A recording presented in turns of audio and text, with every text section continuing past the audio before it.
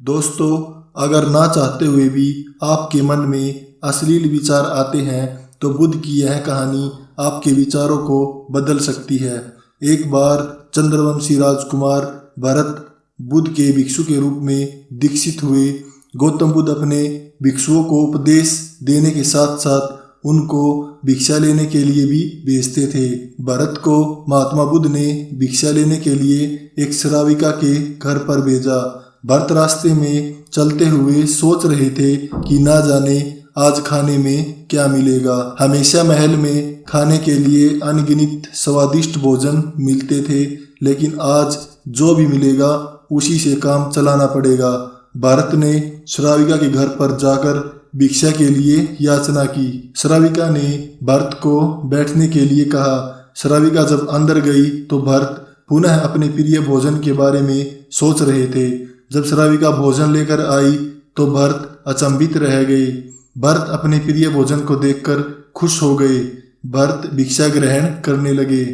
भिक्षा ग्रहण करते हुए भरत सोचने लगे कि उनको हमेशा खाना खाने के बाद कुछ विश्राम करने की आदत है, लेकिन आज उन्हें यहाँ से खाना ग्रहण करने के बाद धूप से होकर वापस आश्रम पहुँचना है। भोजन हो जाने पर श्राविका ने भरत को कुछ समय विश्राम करने के लिए आग्रह किया। भरत पुनः खुश हो गए।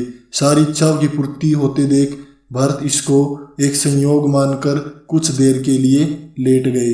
लेटते हुए भरत सोचने लगे कि आज तो सोने को मिल गया, लेकिन मेरे सर पर हमेशा के लिए छत का साया तो मिट गया है। जब भरत सोकर पुनः उठे तो श्राविका ने कहा कि आपको जब तक यहाँ पर रहना है आप यहाँ पर रुक सकते हैं। अब भरत समझ गए कि ये कोई संयोग नहीं है, श्राविका जरूर मेरा मन पढ़ रही है। भरत खड़े हुए। भरत ने श्राविका से पूछा, मुझे क्षमा कीजिए, पर क्या आप मेरा मन पढ़ सकती हैं? आप यह सब कैसे कर लेती है? श्राविका ने कहा, शुरू में तो मेरे लिए ये कठिन था, लेकिन मैंने जब खुद के विचारों को देखना शुरू किया, शुरू में मेरे विचारों की संख्या अनगिनत थी, पर मैंने अपना पूरा ध्यान उन विचारों पर केंद्रित किया। मैंने बिना पक्ष विपक्ष के अपने विचारों को देखना जारी रखा। धीरे धीरे मेरे विचारों की संख्या कम होती गई। मेरे सारे व्यर्थ विचार दूर होते गए।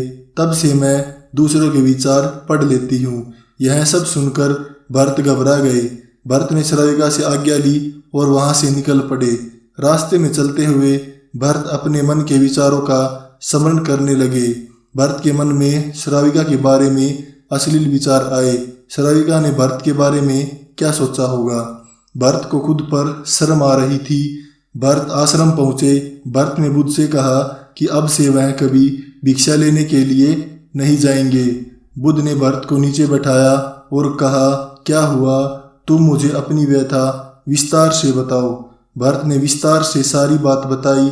भरत की बातों को सुनकर बुद्ध ने कहा कि आज से 7 दिनों तक श्राविका के घर पर भिक्षा के लिए तुम ही जाओगे, लेकिन तुमको कुछ बातों का ध्यान रखना पड़ेगा। कल तुम जाते हुए अपने दिमाग को पूरे होश में रखना। तुम्हारे अंदर कौन से विचार उठ रहे हैं उन पर ध्यान केंद्रित करना। होशपूर्ण और जागरूकता के साथ ध्यान करना कि कौन सी वासना तुम्हारे भीतर उठ रही है। इन सभी का ध्यान करते हुए जाना और फिर मुझसे विचार विमर्श करना।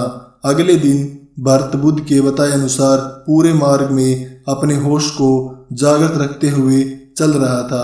भिक्षु आज पूरी तरह से जगा हुआ था। जैसे जैसे श्राविका घर नजदीक आ रहा था, भरत की घबराहट बढ़ रही थी। भरत ने अपनी घबराहट को एक तरफ करते हुए बुद्ध के विचारों पर ध्यान केंद्रित किया।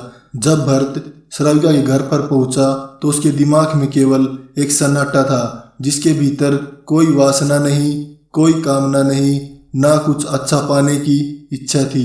भिक्षु भरत ने भिक्षा ग्रहण की और वहां से वापस निकल गया। आज भरत रास्ते में नाचते हुए आया। आज उसको जिस आनंद की अनुभूति हुई वह अद्भुत थी। आज से पहले इस आनंद को उसने कभी महसूस नहीं किया। भरत ने आश्रम जाकर बुद्ध को प्रणाम किया और कहा, हे प्रभु, आज से मेरा संपूर्ण जीवन रूपांतरित हो गया है।